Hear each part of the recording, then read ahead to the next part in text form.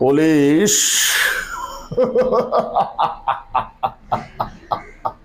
শূন্য দিয়ে যার জীবন শুরু, শূন্য দিয়েই তার জীবন শেষ। তাকে দেখাচ্ছ পুলিশের বয় ডক্টর এজ দত্ত। আমাকে পুলিশ অ্যারেস্ট করার পূর্বেই তোমার ওই দুধ ঘি খাওয়া জানোয়ারের মতো দেহটা নিথর হয়ে লুটিয়ে পড়বে পথের ধুলোয়।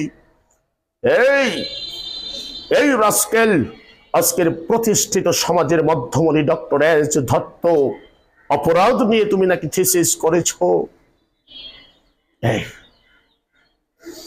আমার আমার বুক পিঞ্জর দিয়ে তোমার যাত্রা পথের প্রতিটা সোপান তৈরি করেছিলাম আমি। অথচ অথচ এই আমি ভাস্কর দত্ত দুদিনের উপবাস থেকে তোমার বাড়িতে ছুটে গিয়েছিলাম এক মুঠো ভাত খেয়ে পেটের ক্ষুধা নিবারণের জন্য। পুলিশের ভয় দেখিয়ে কুত্তার মতো তুমি তোমার বাড়ি থেকে আমাকে চলে যেতে বাধ্য করেছিলে। কোথায় কোথায় তোমার থিসিস, কোথায় তোমার অপরাধ বিজ্ঞান? সেদিন তো তুমি সামান্যটুকু করুণা, সামান্যটুকু স্নেহ মায়া আমার প্রতি দেখাওনি। এই এই এই শঙ্কর দত্ত, অপরাধী হয়ে আমি জন্ম নেইনি।